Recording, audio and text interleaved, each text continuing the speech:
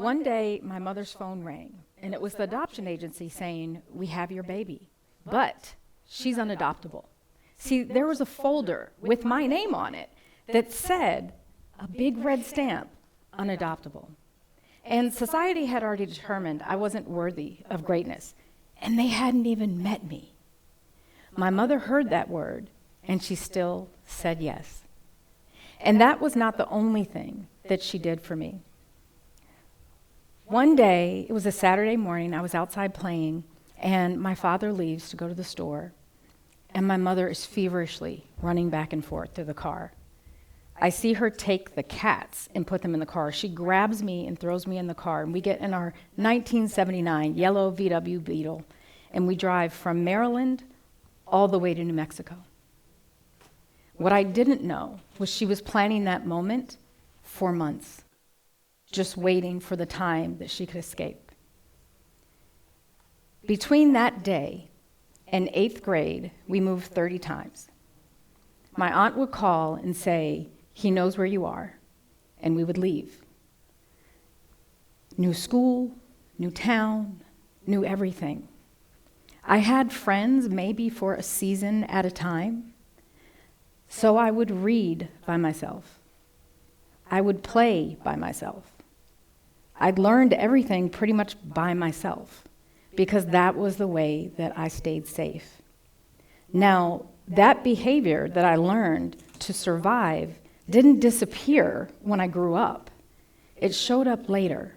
And one night, it was late, I was watching TV, and I was like dabbling with AI. I wasn't in a course, I didn't have a plan, I didn't know what I was doing, but I accidentally learned something that changed everything that I thought I understood about AI. And I thought in that moment, hold up, how many other people are sitting at night alone in the dark trying to figure out AI? And who do we ask? So I started asking people and found out it wasn't just me that was trying to learn at night on their own, it was everybody. And that's the moment I realized that AI isn't a technology problem, it's a human problem. Here's the thing. Artificial intelligence is scary. And I'm going to say the thing that people are probably afraid to say out loud, but let me tell you, AI is not coming for your job, it's coming for your value. And if we don't show up in these rooms, then we will not be included in what's happening with artificial intelligence. Because I'm in the rooms. I'm in the rooms that we fought to get in the first place, and there's less women.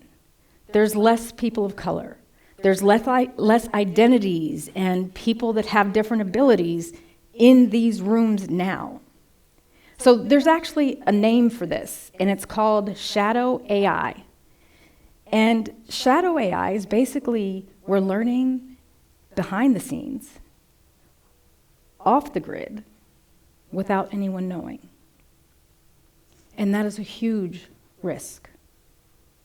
Because here's what's happening while we're hiding. Private schools have AI curriculum that's already set up for people, but underrepresented schools are blocking AI because nobody's shown them how to use it. We have organizations that are training junior people, new people how to use AI, but they're not working with the people that have been at the company for 3 decades. Those people are the people that have the wisdom that really need to be training AI. So what do we do? Because if we're not in the rooms, and this is guiding the future, where do we belong?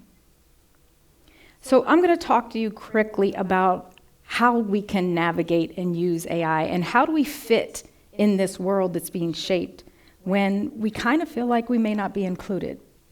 And it's not a you problem. Our society rewards us getting the right answer. And we get punished when we say, I don't know. So if we don't show up to work with the right answer, then we aren't going to be invited into the rooms. So we're going to walk through a process. And I want you to just imagine with me, and we're going to talk about how you can fit in this room with AI. How many of you guys use AI? Okay. So what we're going to do is we're going to go into ChatGPT, and I'm going to tell Chat, all I need to know are my gifts and my talents.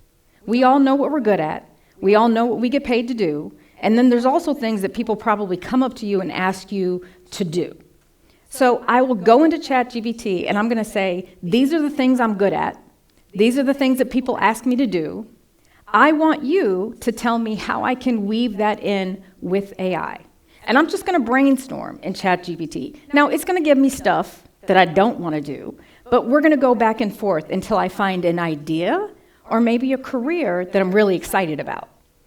Now, once I have that, then I'm going to tell ChatGPT, this is the important part, I'm going to leave you and I'm going to go to another tool to do research. So I need you to give me the instructions on what I said I like and the idea I want to do, and I'm going to take that somewhere else. So now that AI system is doing the work for me. I'm going to copy and paste that, and now I'm going to go over here into Google Gemini. So Google Gemini is where I go for research, because AI can hallucinate. It can make stuff up all the time. But Google Gemini, Google has the most information on the web. So I trust that when I'm trying to do research.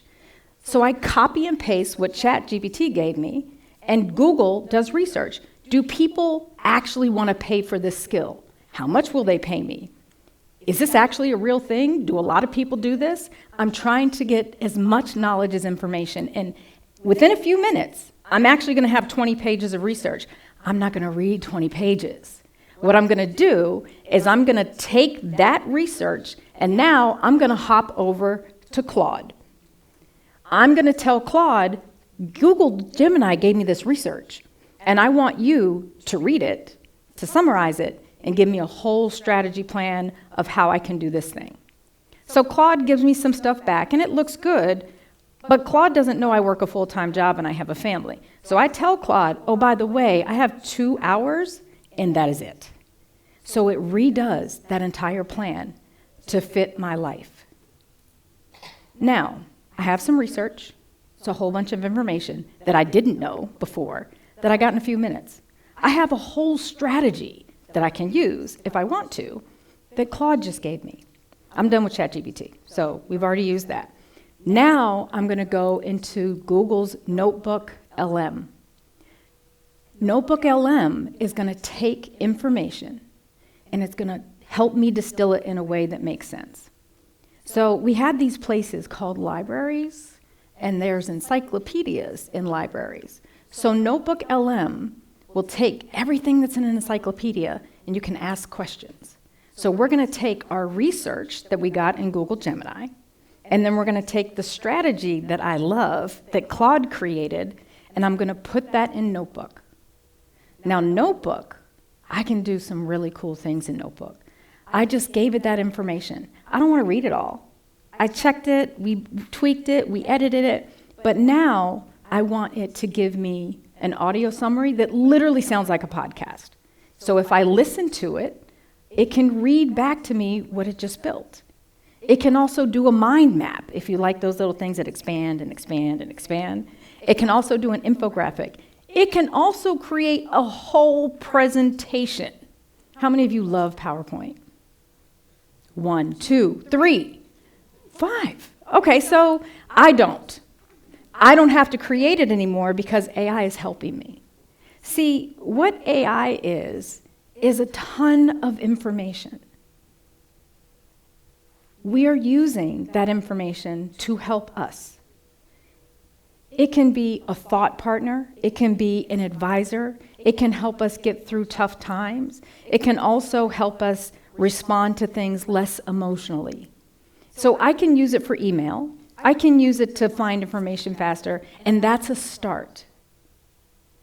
But if we use it to do the things that we don't want to do the things that are hard for us to do, and to use it really as a tool, I can go from one idea. I didn't have an idea. I can go from just thinking about doing something to a full plan in 4 different tools in what, an hour? You couldn't do that before. So imagine the possibility of the power that you have at your hands. And you don't have to pay for it. There's free versions of all of the things before you can start to implement it in your life. Now, if we go back to the folder that said unadoptable, society could have labeled me as to what I could do and what I couldn't do. And when I was 15, my mom was diagnosed with COPD. And I got a job. I got multiple jobs because she went down pretty quickly. By the time I graduated high school, I was working for a technology company, and she was on full-time disability and Medicaid. And everybody thought I was driven. They're like, oh my gosh, Bethany just learned so much. She just does so. No, my mom doesn't have the care she deserves, so I need to work as much as I possibly can, not realizing I was building my value. That was a means to an end so I could take care of my mom. What I didn't know was that all of the time that I spent being the only one with the high school diploma, being the only one that looked like me, not getting opportunities to be promoted, being passed over for opportunities that I knew I could do, led me to this point. And what I want you to understand is that this is the most important tool of our lifetimes.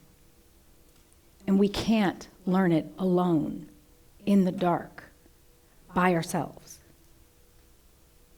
We have communities that are being left behind completely because they don't know what to do with this. And nobody's telling us. Nobody's saying it's good to use, it's not good to use. So if you are looking to figure out how this fits in your world, if you know something about AI, find other people and help them. Reach back and give them a hand. If you're learning AI, don't learn it by yourself. If you lead people, build a community, because everyone needs to feel safe that they can learn AI.